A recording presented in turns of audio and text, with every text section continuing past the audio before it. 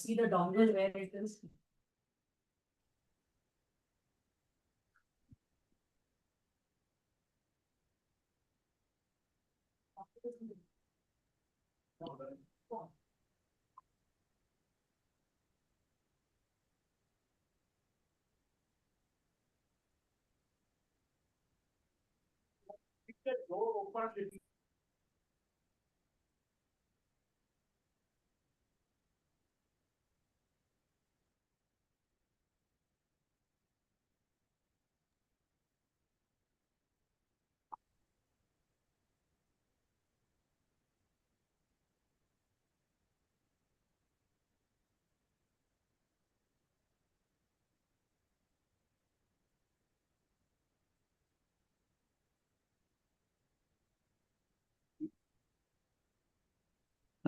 Gohan, can you remind to the Dr. Amitabh Ghosh?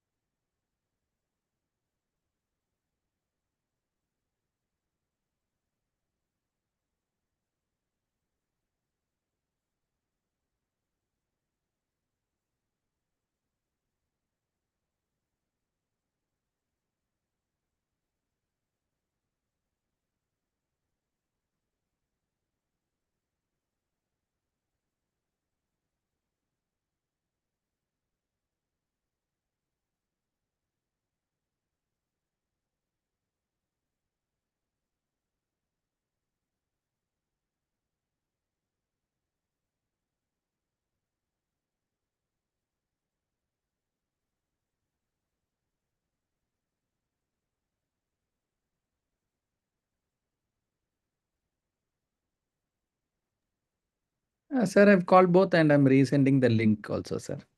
Yes, please. I've informed them, sir. So we'll start in next 2 minutes. We'll allow the Dr. Amitabh Ghosh to join it. He is the chair of the subsection on cognitive in Indian Academy of Neurology.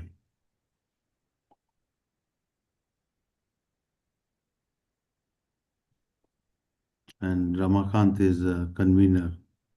So it is his program, he should be there.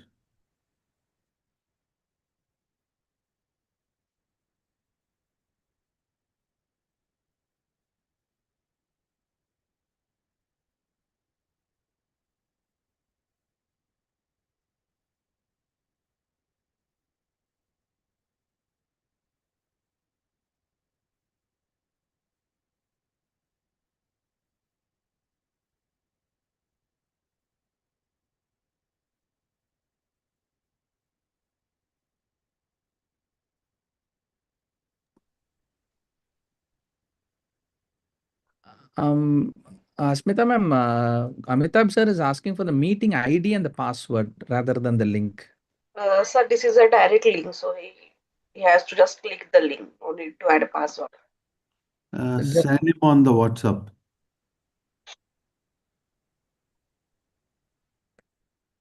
Hello.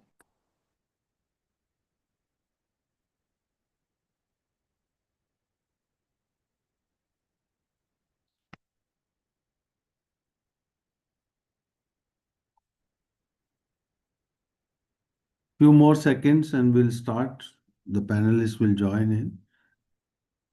Ma'am, Ramkant Yadav sir has said that he has joined. Maybe he's in the part of the attendees, ma'am. Can you make him the panelist, ma'am?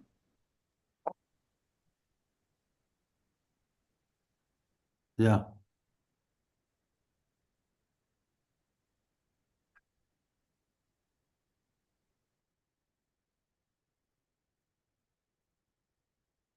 I sent him the request. Yeah, he's joined.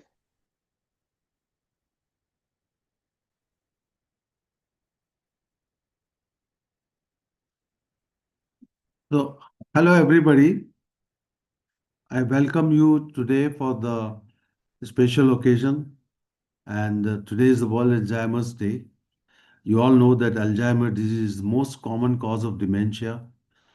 It affects the memory, thinking, and daily living activities, which occurs very slowly, and it strikes old adults but deeply impact the families, caregivers, and the society. We all know that in world over there are 55 million people who are suffering with dementia, which is going to be three times by 2050. And if you look at India alone, there are about 4 million people suffering from Alzheimer's disease. And today we have the panelists from different aspects. We are not only going to speak about how to manage, but it's beyond medicine because as you know that there's no definite treatment yet available for the Alzheimer's disease.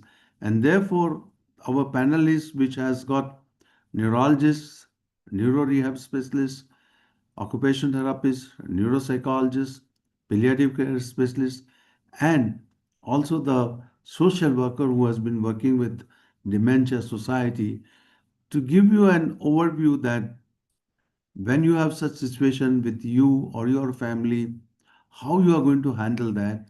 Is it that you just give up, or is there way to cope up the life in a better way, allow them to be part of your family, part of your life, and take the things forward because this disease is slowly growing. It will increase over a period of time. It is not yet like, the person is going to die in 6 months or 2 months. And therefore, you have to plan. So these panelists who are from different disciplinary but yet taking care as a multidisciplinary team for the patient, and therefore to take that forward, we have the kind moderator, Dr. Guhan Ramamurthy, who is the chairperson of Neuro Rehab subsection of Indian Academy of Neurology. I, along with Abhishek, who are chairing this session, are happy as IFNR President and Secretary to take this forward.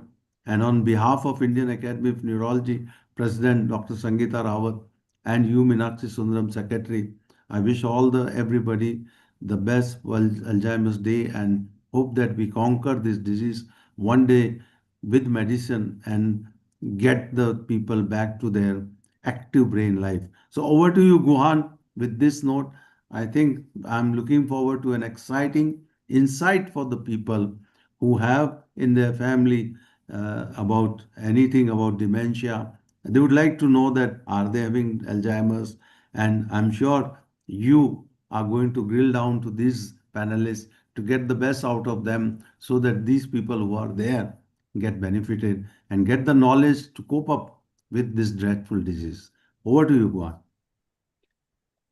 Thank you very much, sir, for the wonderful introduction for the World Alzheimer's Disease Day. And it's indeed a great pleasure and honor to moderate this esteemed panel here and being chaired by the leaders in neuro rehabilitation, Dr. Nirmal Surya sir and Dr. Abhishek Srivastava sir. Let's start with our panel discussion. And before that, on behalf of the Neuro Rehab subsection in the IFNR, it gives a great honor for me to welcome the panel and the attendees as well on commemorating the World Alzheimer's Disease Day. And today, our theme that we are looking forward into is bridging memory and meaning, a multidisciplinary approach to Alzheimer's disease. And our title reflects not only hope, but also science and responsibility. And we are today joined by a constellation of thought leaders in their own fields: neurologist, physiatrist, psychologist, occupational therapist, patient advocate, and social worker, palliative care experts, and each bringing a very important vital voice to this personal and profoundly complex journey of Alzheimer's disease, as Alzheimer's is not just a loss of memory, but fading away of meaning. It's where time folds into itself and name slips away like waves on sand. And yet, what is most important is the connection, the care, and the courage. And before we proceed forward to the panel discussion per se, let me introduce you to the chair and the panelists for the day. Can I please have the introductory slides, ma'am?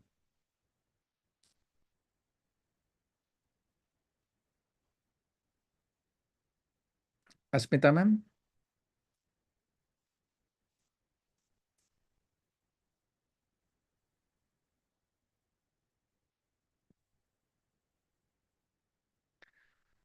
A person in neurorehabilitation and neurology who requires no introduction across the globe, but it's my duty to introduce Dr. Nirmal Surya, sir, who is my mentor, and he is the president of the Indian Federation of Neurorehabilitation, the president of the Asia Ocean Society of Neurorehabilitation, the secretary general of the World Federation of Neurorehabilitation, chairman of Surya Neuro Center, and he has paved the way for neurorehabilitation, not only in India, and not only in low middle income countries, but across the globe, setting standards for neuro rehabilitation. Thank you for being here today, sir. It means a lot to us. Next, we have our chair, Dr. Abhishek Srivastava, sir, the director of neuro rehabilitation at Center for Rehabilitation, Kokilavan Dhirubhai Ambani Hospital. And he is a man of neuro rehabilitation who heads the best neuro rehabilitation center in the country. And he is the member at large of WFNR and also the Asian Oceanian Society of Neuro Rehabilitation. He is the secretary of the Indian Federation of Neuro Rehabilitation. And he currently chairs the SIG of multiple sclerosis at the World Federation of Neuro Rehabilitation. And we are really blessed to have you with us here today, sir. Before I proceed with the introduction of the panelists today, can I have few words from you, sir, since you're awaiting your flight before we take this forward? Thank you, Guhan. I think it's a wonderful opportunity and a brilliant panel to learn together, understand how can we manage patients with dementia in a much more comprehensive way. Don't waste more time. Thank you very much. Please go ahead. Thank you, sir. And let us continue with the introduction of the panelist and what I meant earlier, constellation of thought leaders, because each are stars in their own fields. So let's start with the first, the leading star, that's Dr. Amitabh Ghosh, sir, who chairs the cognitive neurology at the Indian Academy of Neurology. He is director and head of neurology at Apollo Gleneagles Hospital, Kolkata. And his area of specialization is cognitive neurology. Wherever there is cognition across the country, Dr. Amitabh Ghosh sir is there. He has several achievements and awards to his name, and he is a man of cognitive neurology. We welcome you here for the panel today, sir. Professor Ramkant Yadav, sir, who is the professor and head of Department of Neurology. He is the Pro Vice Chancellor of UP University of Medical Sciences, and he is currently the convener of the Neuro Rehab subsection of the Indian Academy of Neurology. It's a great honor and privilege to have you with us here today, sir. Welcome to you, sir. We have the pain and palliative specialist, a physiatrist, a physician, Dr. Navita Purohit Vyas, ma'am, who has taught me ultrasound guided pain management. I've seen the beauty, the way she wheels her probe and how things starts to flow after that. And we really are blessed to learn a lot from you today, ma'am, and in the past, and looking forward to the future as well, ma'am. We welcome you, ma'am. Thank you. Next to the occupational therapist in our team, Dr. Neeraj Mishra, sir. He is a senior occupational therapist, Department of Neurology, GIP MER, formerly lecturer and HOD of occupational therapy at CRC Davangere. He has several awards to his name in the field of occupational therapy and leads by example. We welcome you, sir. Next, we have the person who mends the mind and the brain in cognitive rehabilitation, Dr. A.P. Porselvi, who is the founder and clinical lead psychologist at Unified Brain Healthcare in Chennai. She is a chairperson and program director in Arunai Neuro Foundation, Chennai. She has received several awards in the field of cognitive neurology. We welcome you, ma'am, and it's our immense privilege to have you here today.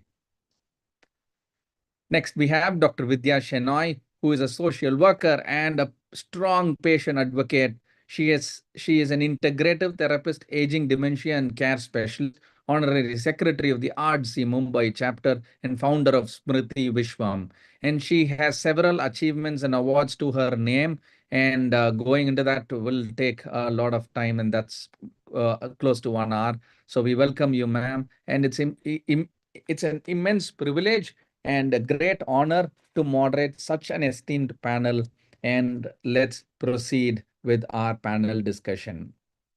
So the first thing that always comes to every clinician and every caretaker and every patient is that the line between the forgetfulness and the forewarning is often very thin and fragile. And not only as clinicians, but as a family member, we often ask, is this the just age or is it Alzheimer's? We turn to you, Dr. Amitabh Ghosh, sir, to help us eliminate that line scientifically and practically. How do you differentiate normal age-related memory decline from early Alzheimer's disease in clinical practice? Over to you, sir. Good afternoon, Gohan.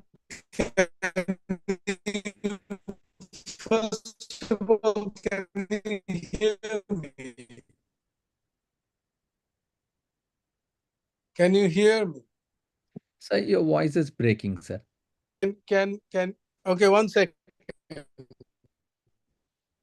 Just give me 1 second.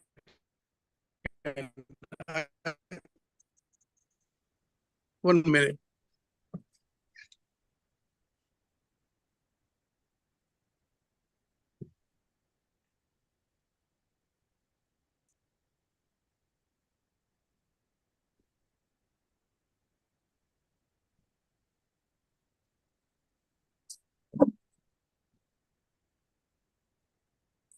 So can any of you hear me? Yes, Can sir. you hear me? Well, the problem is I'm hugely apologetic.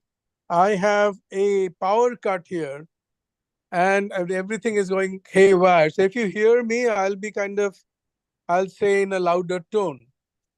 Sir, we can So very much hear you now, sir. you can hear me now. Thank you Yes. very much. Sorry for all this big mess, but I can't help it.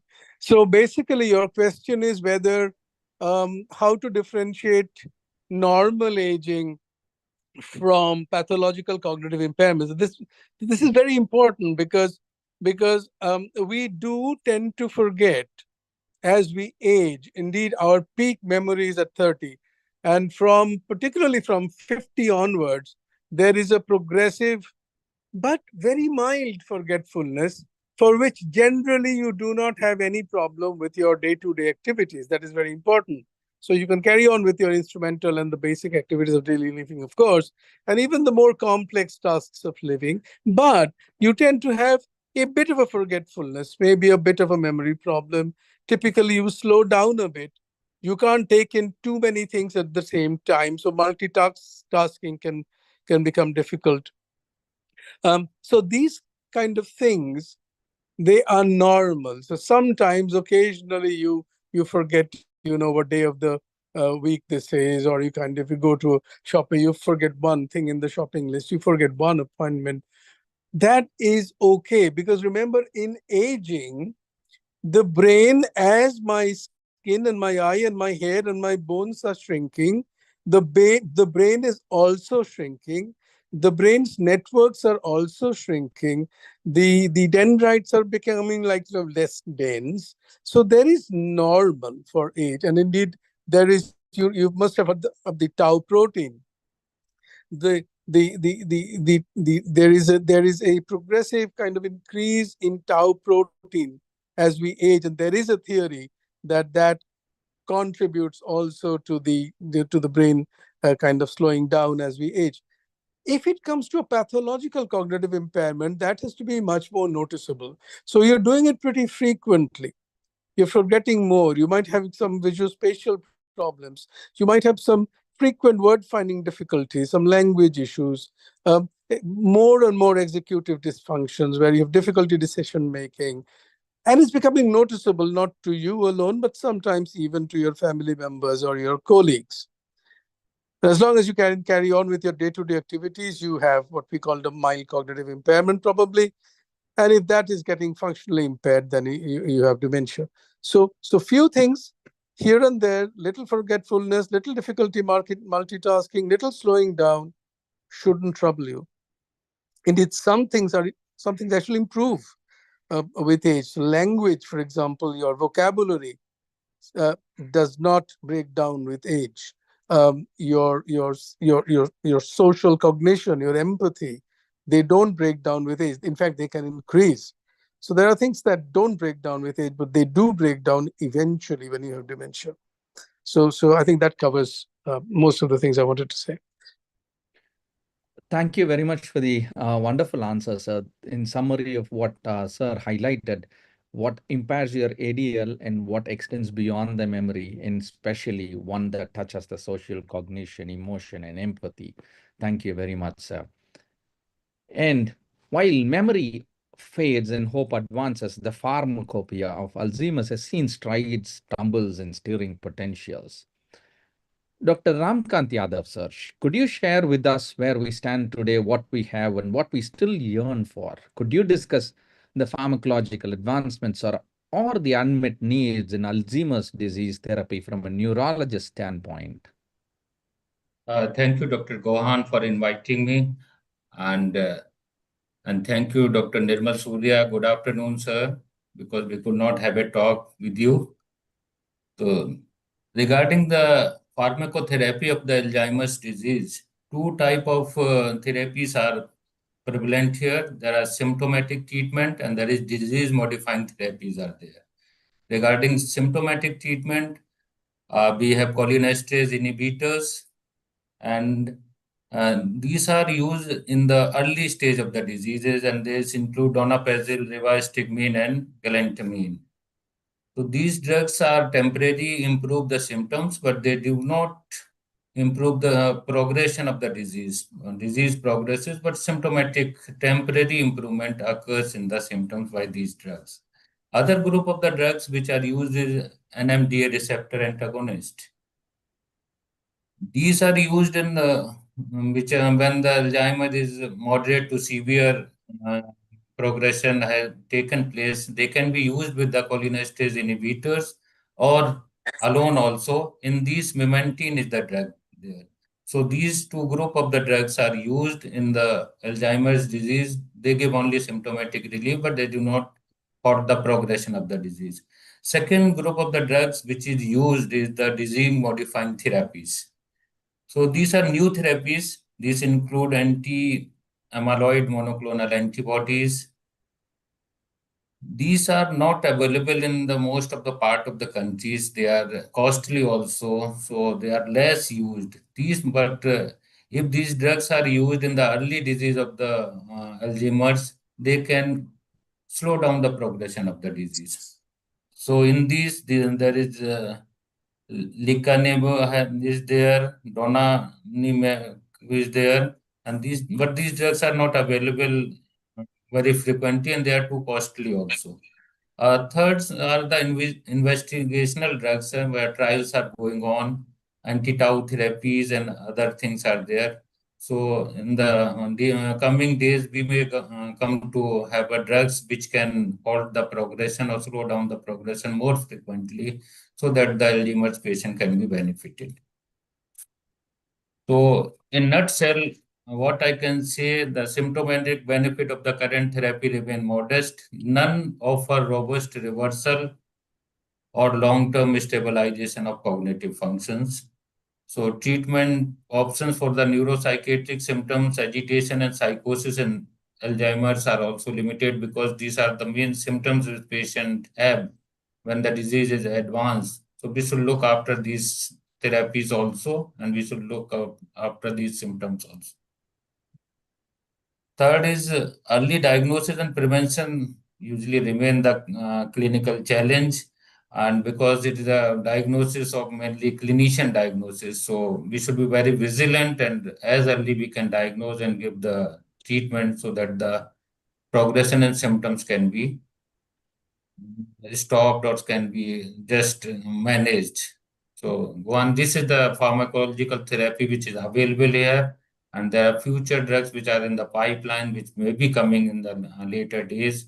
But at present, we are not having so robust treatment of the Alzheimer's disease. Thank you, sir. So the drugs that can improve the symptoms of memory and as limited by the percentage of improvement that it produces for each patient. And we are now heading towards monoclonal antibodies where We are looking at clearing the amyloids and the tangles to produce a disease-modifying therapy, but we still have a long way to go, and that's why we are looking beyond pharmacology here. Thank you, sir. Next, in our Alzheimer's disease journey that begins with forgetfulness, but it ends with frailty, the question of when becomes as important as what. To Dr. Navita, ma'am, how do we gently introduce palliative care not as an end, but as an evolving companion in Alzheimer's care? What is the ideal time to involve palliative care in Alzheimer's care of continuum? Over to you, ma'am. Thank you, Guhan. That's a very good question. And very before that, very good evening to all. Um, Palliative care, I always say that early involvement of a palliative care specialist is the key, because we know that we only have, as Dr. Ramakant aptly said, that there are disease modifying drugs, but we can only give symptomatic treatment. So if we involve early the palliative care, so what happens that if the advanced care planning, because before the communication declines, because before the cognition declines, so if palliative care involvement is earlier, the better. It helps in also symptom management like depression, anxiety, sleep disturbances, then the behavioral symptoms also. And moreover, understanding, educating the patient as well as the caregivers, that is more important, because that supports the caregivers, and they are ideally they are ready for what is going to happen and how things are going to happen, and the emotional support and the progressive integration of the families is the most important aspect. So I would say that the ideal time is as the diagnosis, as soon as the patient is diagnosed, within few months the palliative care should be introduced. Thank you, ma'am, for the highlighting the importance of palliative care, and not only being palliative care for a painless end, but also to produce beautiful memories and strides across the journey of life towards the fag end of the Alzheimer's disease. And that's very important to plan the palliation. And as memory fades and the world becomes unfamiliar, but we can adapt the world to embrace the patient instead of expecting the patient to adapt to the world. Dr. Neeraj Mishra, so what are your key adaptations that transform the homes into heavens? What are the top environmental or task adaptations you recommend in a home setting for an Alzheimer's patient? Over to you, sir. Good evening, everyone. Thank you, Dr. Guhan, and special thanks to Dr. Nirmal Surya, sir, and Dr. Abhishek Srivastava, sir, for inviting me for this panel discussion. So, as you have rightly said, instead of trying to modify the person itself, can the environment and that task that they are supposed to do be modified? Yes, three important principles need to be kept in mind when we are trying to do this. First is that you have to replace memory with recognition. So instead of the person having to rely on his memory to complete a task, he has to use recognition aspect, which will make his job easier. For example, instead of trying to remember where he has kept something, if you label a pre-designated spot, it will be easy for him to keep things and retrieve from them as and when required. Second, reduce confusion and promote clarity. That means that in an environment that is full of too much of stuff, you need to declutter it. It is important to spot things if they are less in numbers. With the limited amount of the impairments that the person has, it is difficult for them to search things when there are too many stimulus around. So if you can just declutter the environment, have things which are very clearly visible, contrast marking, labeled nicely, so that whenever the patient wants to go to a place, he knows exactly within the house also, okay, this is the exit, this is the kitchen and all. At the same time, you also have to ensure the safety of the patient, because safety is prime importance in terms of prevention of falls. When they are wandering around, there are chances they might fall down. So the area that is most often being used by the patient has to be very safe, nothing hanging there, no cables should be present, and steps marking should be there so that the patient does not trip and fall down. Not only this, during the day, ADL tasks, the forgetfulness can be very dangerous, especially for a lady who is working in the kitchen. Suppose after cooking, she forgets to switch off the gas. It can spell disaster. So, what markings we can put there? Can we put technology so that the moment the utensil is removed, the gas goes into an off mode? So, she does not have to remember to switch it off. So, small changes, but can make a big difference in the safety of the client. And at the same time, remove complexity and make the task simple. How we can do it? We can do it by dividing the task into simpler steps and assisting the patients with something called picture cues. So, for example, a patient is supposed to brush. So, instead of him having to remember all the steps, if he is given a 3-step picture card which says take the brush, put the paste, clean, and then rinse. So it becomes very easy for completion and he knows the starting and the end point. At the same time, you can also use certain adaptations. For example, shoe closure or tying off the knot in the dress is a very difficult, challenging task for patients with Alzheimer's in the later stage. But if you can modify it with a Velcro closure mechanism, or if you can have just elastic waistbands, what it does, it promotes independence. It will also promote their functionality and the quality of life will be better. So if we consider all these aspects together, then these small adaptations can be very valuable for patients with Alzheimer's. Thank you, sir, for highlighting the importance of labeling and breaking down the complex thing, and also highlighting the importance of preventing fall in Alzheimer's disease, and that it could spell disaster. And that's a very important point to bear in mind. And the next part, that's between decline and despair, lies the delicate art of cognitive rehabilitation. And Dr. Pursalvi, ma'am, in that delicate space, what strategies do you employ to reclaim meaning, memory, and mental grace? And how do you approach cognitive rehabilitation in mild to moderate Alzheimer's, and any structured protocols, techniques that you follow that can help the patient and the caregiver? Over to you, ma'am. Good evening. So the first thing to remember would be no one size fits all. So each person needs to be assessed completely for their strengths and their weaknesses and a cognitive profile, along with the social support that they have and the formulation, we call it. So anything like what are the barriers to their functioning? What do they already have in place? All of that needs to be done. And when you ask about mild versus moderate, again, the strategies change as well. In mild, we still have some learning pathways that are there. So we need to work towards a structured cognitive training. So we'll be focusing on neuroplasticity there. But even at that point, we need to anticipate the future and set up all that is required, like emphasize on using external aids, make sure there is a routine set for the person, so that we anticipate the future progression of the disease. And when it moves to the moderate stages, the goal is going to be to work around the deficits instead of relearning or anything else.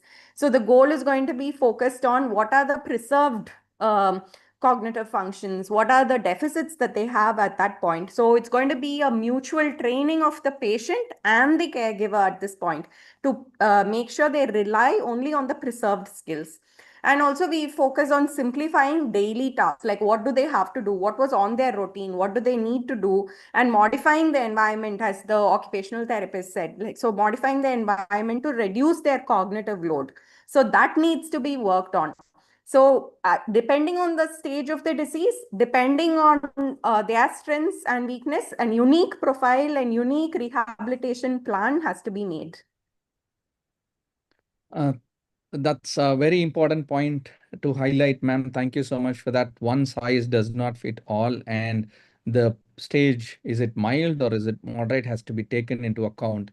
And that one golden point that was buried amongst the other was work on the strengths more than the weaknesses, and that helps take the stride forward in Alzheimer's. Thank you, ma'am. While doctors treat the disease, and it's the society that must carry the care. And to Dr. Vidya Shenoy, ma'am, from your vantage as a patient advocate, what gaps still yawn wide in India's Alzheimer's landscape? From a social care perspective, what are the key systemic gaps in Alzheimer's support in India? Over to you, ma'am. Thank you, Dr. Surya and Dr. Abhishek, for having me on the panel. Thank you, Guhan, for the introduction. Primarily, I think we need a lot of advocacy. Enough is never enough, because the moment we start with the advocacy, the more we do it, there'll be more awareness of the disorder, and people will go in for early diagnosis and hopefully followed by intervention. It'll also help risk reduction. We have a lot of young onset dementia today. The numbers have been increasing, and that's due to lifestyle habits and no discipline in thinking about the future, because symptoms take 7 to 12 years for them to be actually seen, and people notice that there is, onset of dementia or the person's living with dementia. There's also a shortage of trained specialists, referral systems. There's no formal long care infrastructure or care structure. We also need to think that 1 in 10 get diagnosed or care. So it's a large glaring number that people don't get any facilities of service or therapy or support. Also, the accessibility between rural areas and urban is also very stark. I think we need holistic approach where there is interconnection with facilities and comprehensive services are given, keeping in mind our culture. Also, not just persons with dementia, because they are the fulcrum of the life of the families and caregivers. So it's a concentric circle all the time, and we have to think of all of them in the matrix of our services. And we need definitely a policy in the making a national policy. And with the numbers like 8.8 million today, and the numbers are going to increase definitely with people living longer. I think we need to have a lot of public-private partnership. And of course, we have limited resources for that. And this should be coordinated with private private trusts or NGOs. And most importantly, I think we have a very small army of trained, skilled caregivers that is much wanted for. And this only comes when advocacy is followed by policy, and policy to be implemented, just not have on paper and nothing done about it. Thank you. Thank you very much, ma'am, for highlighting the importance of policy and taking it forward. With that, we have come to the end of round one of questions to all the panelists. Before we move on to round two, let's hear a few words of wisdom and expertise from our chair, Dr. Nirmal Surya, sir. So thank you, Gohan, and thank you all the panelists. We heard what are the various presentation of the Alzheimer's disease and what could be the early symptoms which can alarm you from Dr. Amitabh Ghosh. And then we heard about the various kind of drugs, medical therapy available and which can be used and how much they can be benefit from Dr. Ramakant Yadav. We also heard from Dr. Namita that how and when, how early the palliative care should be started and why it is important that person thinks about the palliative care right in the beginning so that timely interventions can be done. And Dr. Neeraj, the occupation therapist, mentioned about how it can be dangerous if patient forgets while put on the gas and not to switch off, and certain simple modification in their day-to-day life activity could save their life beside the dementia or memory disturbance which is going on but has affected their activities and can put them onto the risk. So that's very important.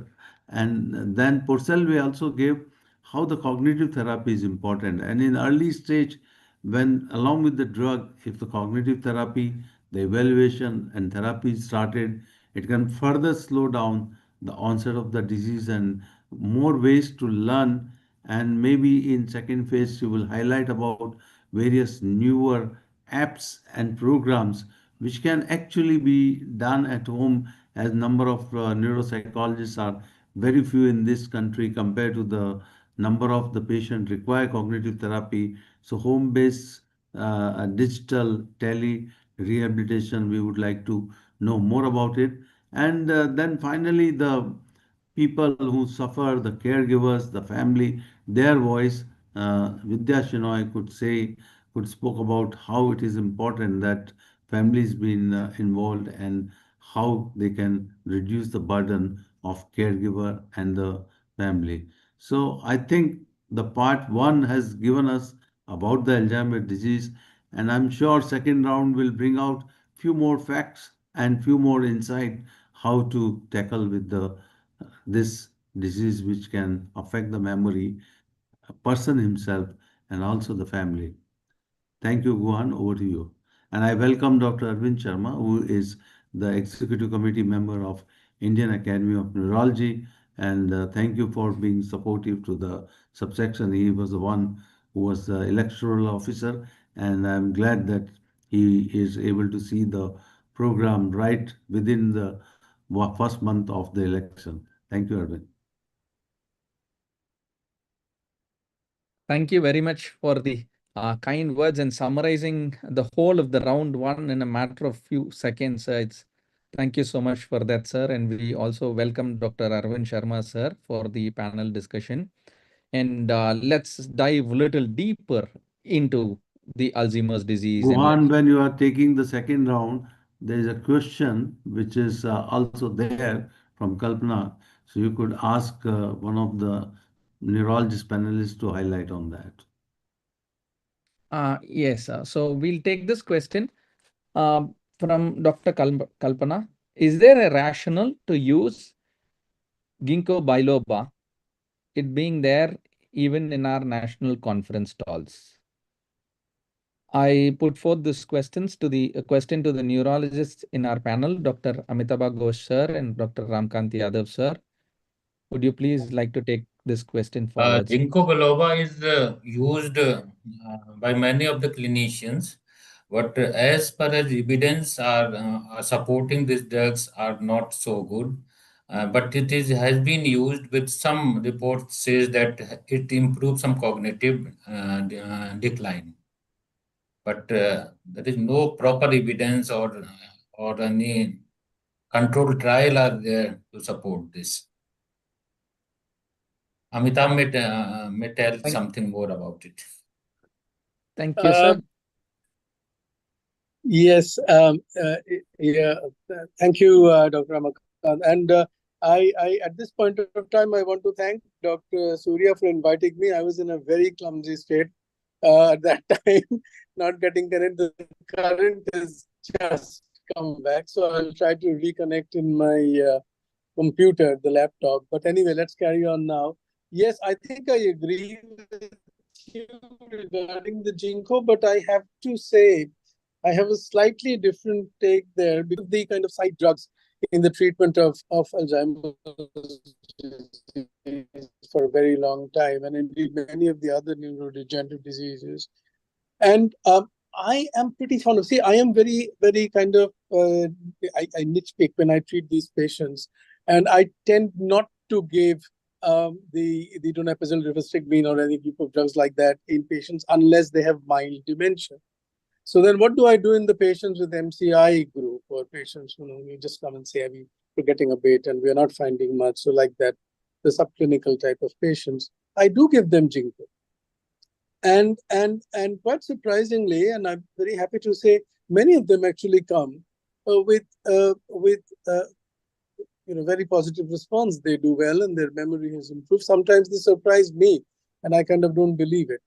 But this has happened several times. So I'm not. I'm quite pro ginkgo from that point of view, but to be used carefully. Two very important things.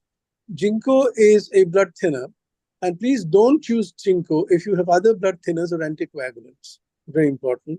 If there's a history of hemorrhage, be careful. And also, if you have lots of microhemorrhages, be careful. But otherwise, I think there is a well, I have a reason to give ginkgo, but then Dr. Ramakant is absolutely right. very strong evidence not there. That's why it's kind of one of these side shows. Thank you, sir. Dr. Kalpana, you have your answer from the experts from our country. And these are behind the scenes answers you have from evidence and beyond the evidence as well. So ginkgo biloba does help in practice in MCI state, and beware of the blood thinning effects. So with that, we will. There are a few more questions, sir. Can we take that, or shall we proceed to the next round, sir? You can take that, then people can later on after the second round, you can take the further one. Yeah. Okay, sir. And the next question is we have from Pratik Patil. Could Neuralink help Alzheimer's?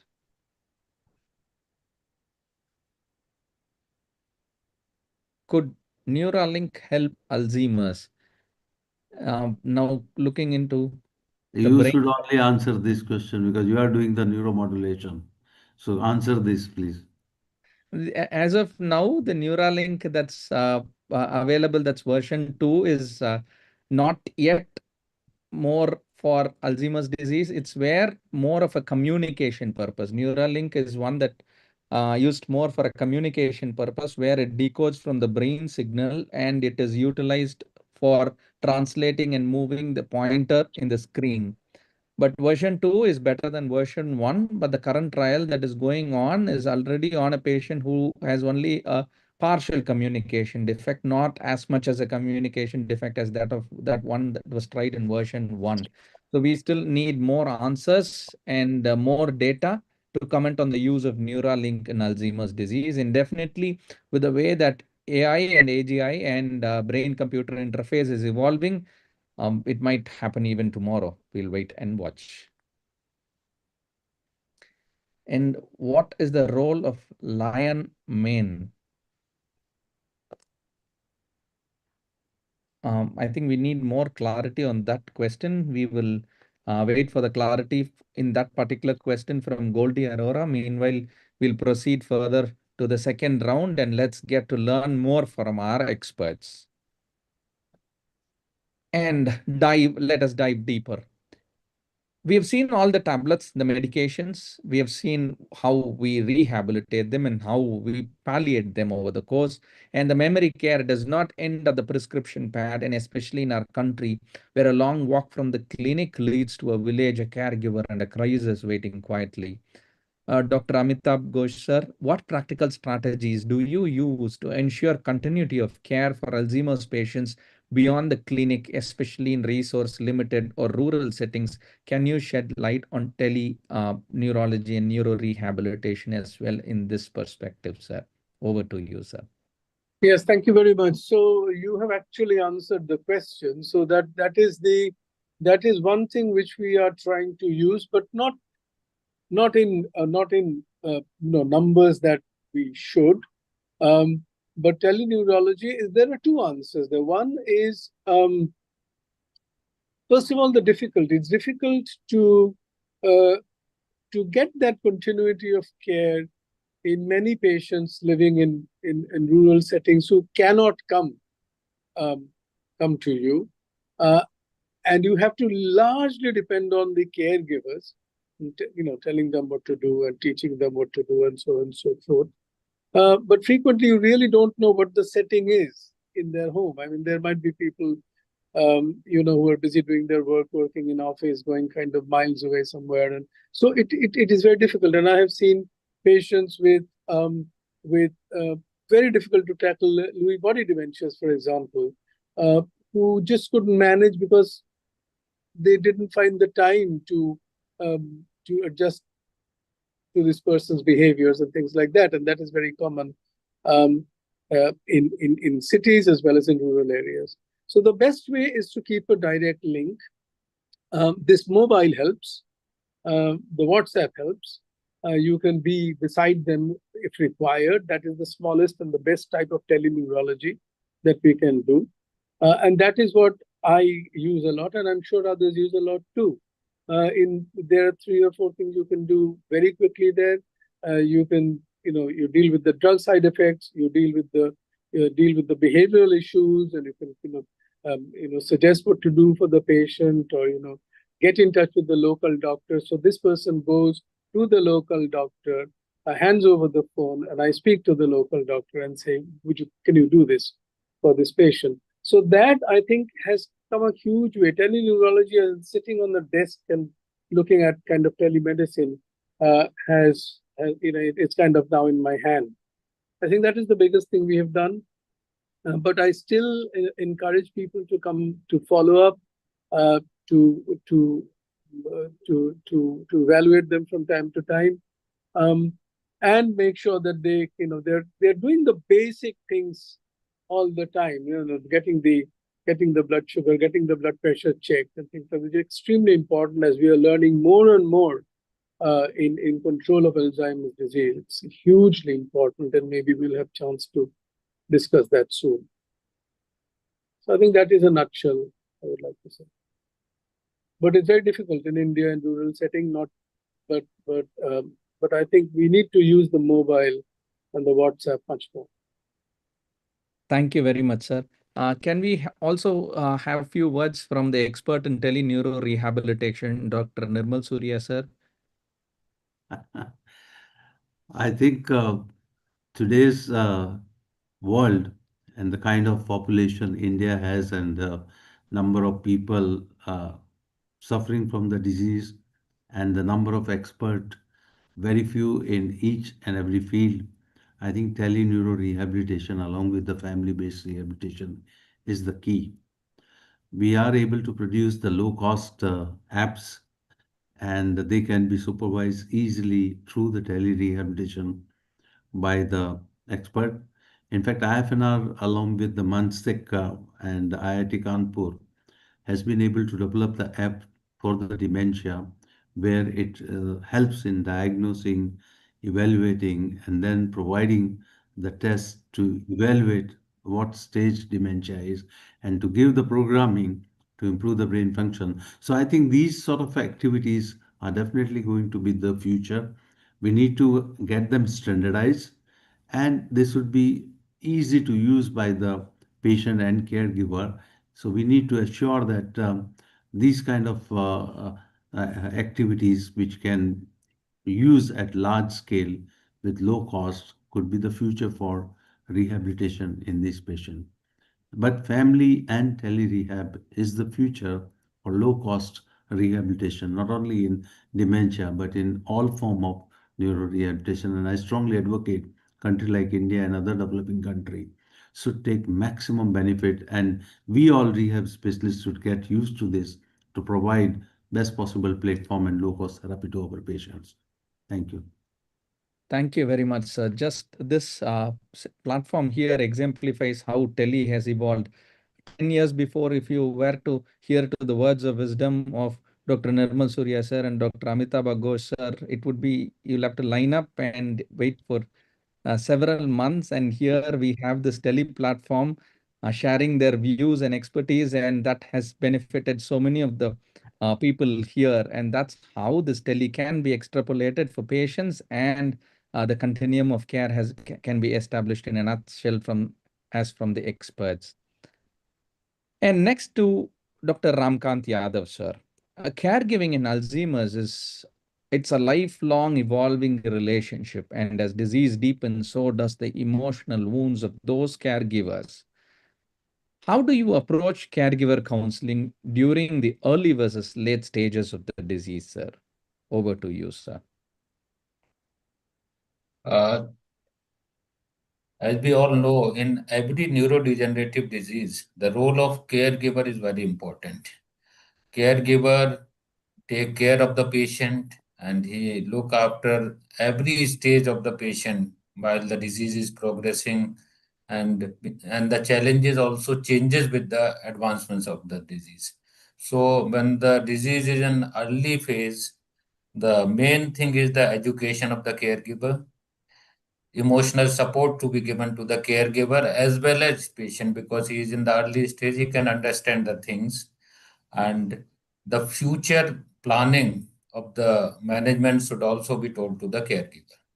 So if in the early stage, what I think that first we should be clear to the caregiver that this is the diagnosis of the patient and this will be the course of the disease, so that they should be mentally also prepared for that. And since long time the care to be given to the patient, so they should be known that. But in the early phase of the disease, the main focus is on the patient in the sense that when there is minimum cognitive impairment or there is only a mild to moderate cognitive impairment is there, caregiver should be trained that how to uh, exercise the patient's memory, how to involve in calculation and other work so that his mind to be engaged and by this, actually, the progression of the disease is slowed down apart from the treatment part. So, in the initial phase, these all things should be given, and emotional support is very important because, as other panelists told, that depression, agitation, these all are very common, and this caretaker has to take care of that also. So, he should be planned and he should be prepared for that. That patient may misbehave with him, patient may go in depression, patient may abuse him. So these things should be clearly told so that while attending the patient, they should not think that he's behaving abnormally because it's a normal part of the illness. Regarding the late stage of the disease, when the patient become bedbound, he's not understanding anything. He cannot do his own activities. The role of caretaker then changes. He has to look for that patient should not develop bad sores, how to urinate, catheter should be properly placed, what is the care of the catheter, rice tube feeding, how should be given to the patient, and what will be the future plan of the family. There is a lot of emotional distress when patient become bedbound and they come to know that he will not improve and may succumb at any time. So lot of emotional support to the patient, attendant is required and caregiver to be given.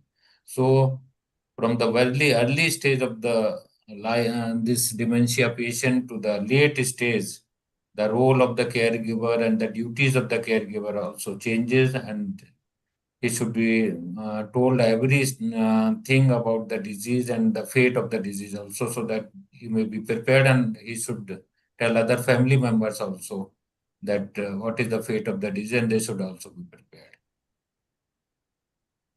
Thank you very much, sir. Next, when words fail and decisions fall onto the others in the family, ethics takes the center stage, and with it, the heavy burden of saying enough with both grace and grit. To Dr. Navita Vyas, ma'am, what ethical dilemmas or communication challenges do you commonly face in Alzheimer's palliative care? Over to you, ma'am. Thank you, Guhan. Yes, absolutely, because as the disease progresses, there are communication challenges, the cognition deteriorates, the communication deteriorates. So the decision-making capacity or the autonomy of the patient, that is the main important concern. Whether the patient will take the decision or there'll be a surrogate decision making. So that is very important. That's why early palliative care integration is important in Alzheimer. So we can take an advance directive, we can take in role. So that is what in the decision making capacity, that is a dilemma. Then don't know about it, and when they come in the stage where the patient is not NG tube. So sometimes some of the relatives will say, no, I don't want it, and sometimes the patient doesn't understand, and that is what is the dilemma. Then is the whether what should be the end of life care or life prolonging intervention, if there are aspirations or if there are some um, uh, what do you say infections. So whether hospitalization is required or not. So who will take that decision? And lastly, there is a lot of sometimes there's a collusion when we see patients. They always say some family members, we talk to the family members and they say, okay, we are the decision makers. There is a collusion that they say, okay, we want to do it, and the other people in the evening, other family members or caregivers, they come and say, okay, we don't want to do this. So there's always a disagreement in the family or the collusion. So these are what, and then what is the hope and the truth telling. They say, okay, we don't want to. They don't understand. They are in a denial. So all these things, if spoken to, or early palliative care, again, everything points out in early palliative care integration. So these are the dilemmas which are very frequently we come about when we see a patient of Alzheimer, and which is the progressing in, and where the cognition and communication becomes a problem.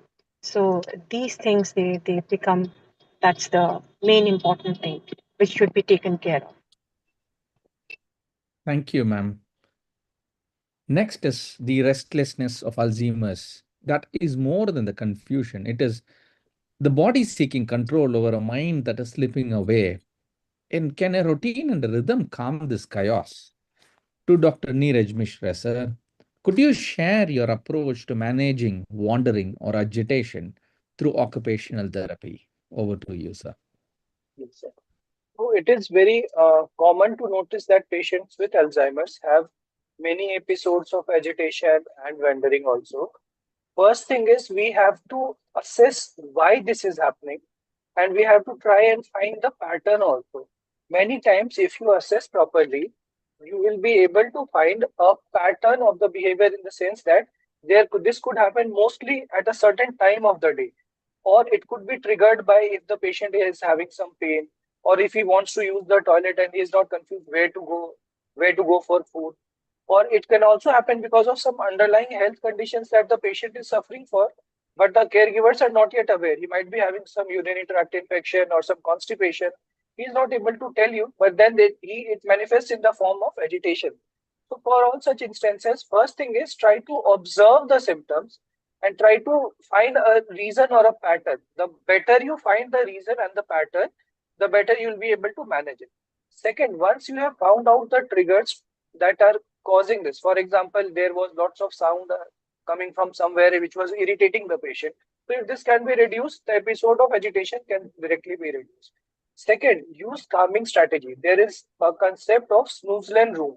Snooze-lane room is a controlled multi-sensory environment in which the patient is given certain amount of different sensory inputs in the form of slow vestibular inputs, in the form of certain visual inputs, in the form of some soft soothing music which has got a calming effect.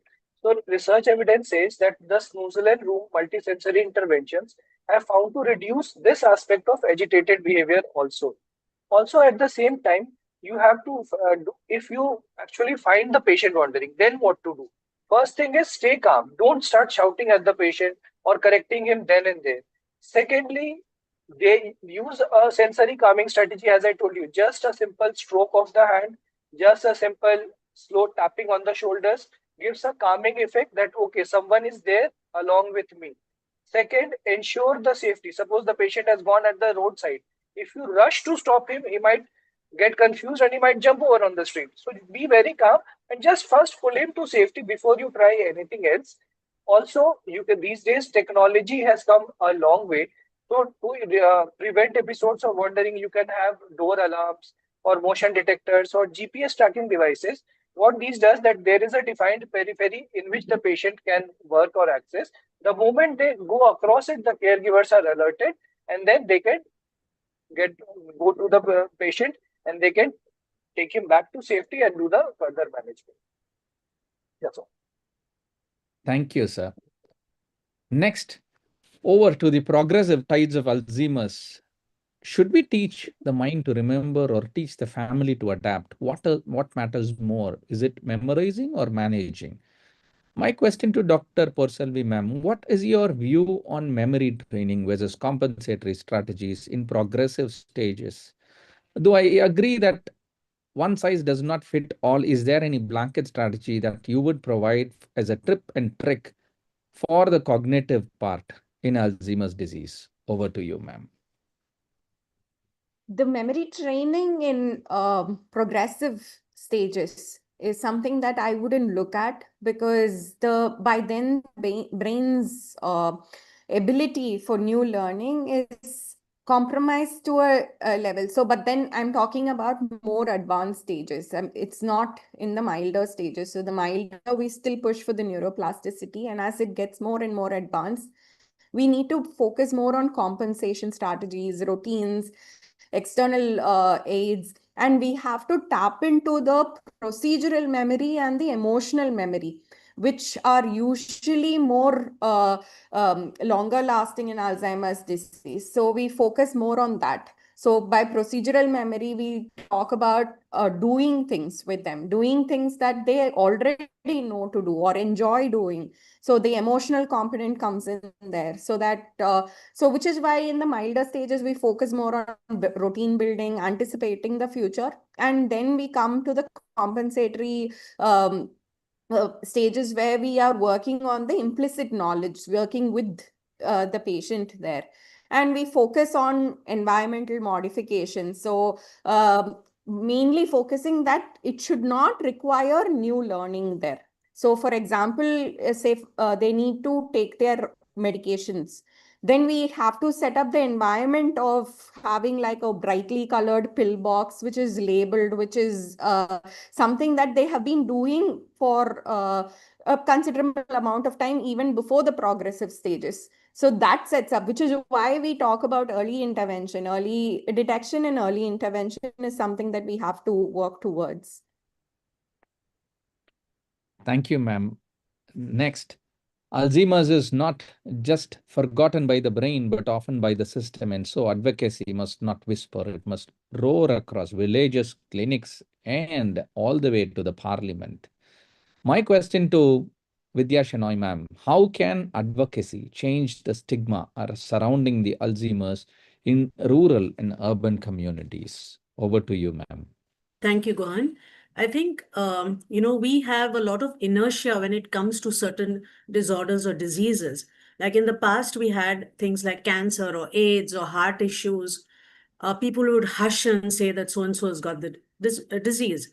But today, I think people are more alert, vigilant, aware, because there's so much health problems all over. So I think the more we advocate, the better it is, because people will realize the seriousness of the health issue. They'll go in for an early diagnosis, and definitely in early intervention will help the person to control the progress of the disease. Reducing social stigma is one way to do it, and that's why we say talk and talk and ask, because the more you talk, the more people will ask, and we'll spread the awareness. This will eventually lead to improving lifestyle, because people will know what are the symptoms, what are the causes, risk reduction, or what are the stages of dementia. So I think, family, filial ties normally we don't accept that this could go wrong. Why us? Nothing was wrong earlier. So I think the culture and family is very sensitive to stigma. Also, I think the more we advocate, and it's not that it's very different in urban areas, it's the same. Only thing is they're more expressive in the rural areas, and they need help, they want help, they come to you. So the advocacy will help people to accept persons living with dementia. They will extend themselves. They will realize that they are also people alive within, and they need help, and they'll be respected for their age, for their experience. And I think more importantly, primary caregivers, they themselves are very old to look after the spouse. So they need a lot of psychosocial support. They need a break. And this support is very much required. And, whenever we advocate, we talk of personalized, therapy or personalized modules. So it'll be more people oriented, it'll be customized, integral to their way of life. And all this will lead to autonomy and independence of the self, and their self-dignity will not be that hampered. Eventually, I think when the word spreads and people are more relaxed to talk about about dementia, I think we'll work towards a dementia-friendly society. And that's very important, because eventually, I think the caregiver, whether primary or professional or a volunteer, I think they pay the price for it in the long run. So we need to have a very good infrastructure for us to look after them in the long run. Thank you. Thank you very much for the wonderful answer, ma'am. And with that, we have come to the end of round 2. And though we have a lot more questions that's forever burning in our mind, but unfortunately, due to time, as we have scheduled a panel discussion from 4 p.m. to 5 p.m., we are unable to proceed with the further set of questions.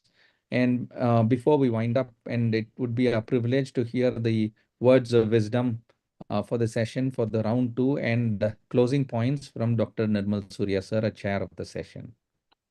Thank you, Guhan.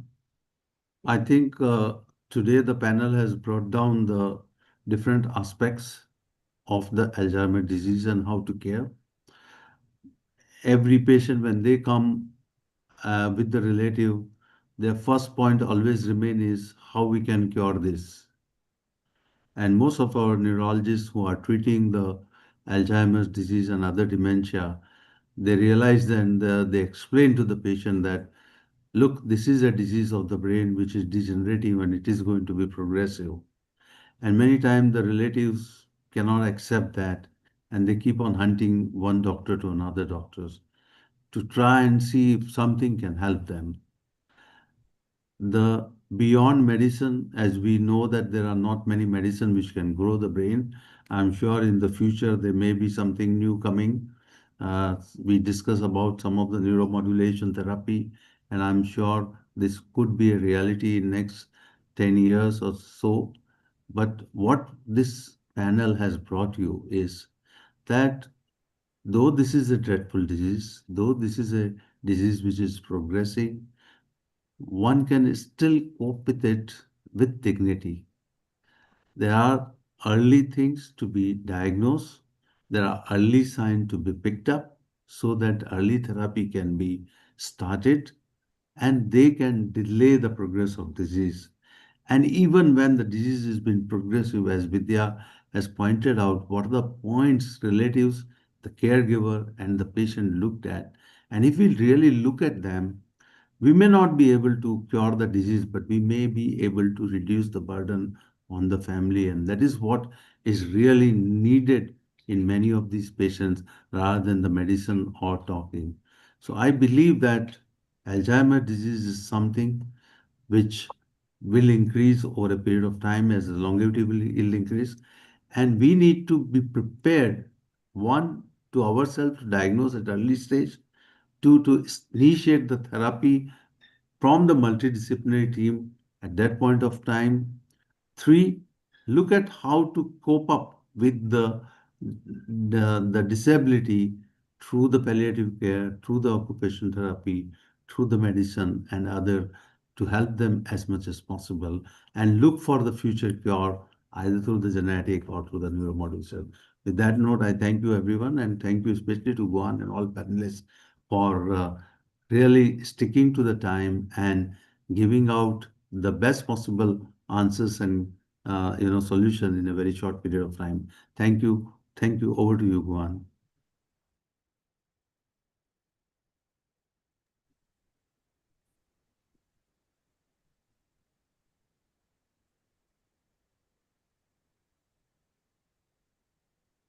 Over to you, Guhan. Sorry, sir, there was a current cut, and unfortunately, electricity has not been kind. None of us. Hello? No. Yes, sir. So as this hour comes to a close, let us carry not only just insights, but intentions. Alzheimer's may rob the memory, but it must not rob the dignity. And let us be the bridge between what has been forgotten and what must be remembered. Empathy, inclusion, and care. And at the end, I take this immense privilege, honor to thank the Presidium of the Indian Academy of Neurology, President Dr. Sangeeta Rawat ma'am and Secretary Dr. U. Meenakshi Sundaram sir, the President of Indian Federation of Neuro Rehabilitation, Dr. Nirmal Surya sir, and the Chair, Dr. Abhishek Srivastava sir, and the Secretary, Dr. Abhishek Srivastava sir. And to the esteemed panelists who were very kind enough to allot their time in the busy schedule to share words of wisdom and knowledge to all of us gathered here, to Dr. Amitabh Ghosh sir from Kolkata, Dr. Ramkant Yadav sir from UP, and to Dr. Navita Vyas ma'am, Dr. Neeraj Mishra sir, Dr. A.P. Purselvi, and to Dr. Vidya Shanoy ma'am, I express my heartfelt thanks and gratitude to every one of you, and my thanks to all the panelists who were patient today and enjoyed your session today, to the Indian Academy of Neurology and to the Indian Federation of Neuro Rehabilitation, and to each of you who believe that even when memory fades, meaning must remain. Thank you for joining with us today. Thank you so much, Guhan. And Thank thank you. you, Dr. Nirmal Thank you Surya, so Dr. much, sir. Abhishek. Thank you, Thank you. IFNR and IAN. Thank you, ma'am. Thank you, Thank you, sir. IFNR, Ian, Dr. Surya, Dr. Abhishek, and Guhan, and the audience who has joined in. And we look forward to sharing more of our insights for the community and for the service of people affected with dementia, with a role reversal by looking after them because they have looked after us, and also to remember those who cannot remember. Thank you, Dr. Surya, Dr. Abhishek, and our Dr. Guhan Ramurthy for organizing such a wonderful Zoom meeting. And I'm thankful to all the panelists who participated and gave their inputs in discussing the very important disease that is Alzheimer's disease. Thank you, everybody. Thank you all. Thank you. Thank you Thank so you. much to Dr. Nirmal Surya sir and Dr. Abhishek sir, Dr. Guhan, all the panelists. We all shared a very wonderful discussion today, and I'm sure it's going to be very helpful to one and all. Thank you so much. Thank you. So, Asmita ma'am, we can end the session for the day, ma'am. Thank you. Thank you. Bye. Bye, ma'am.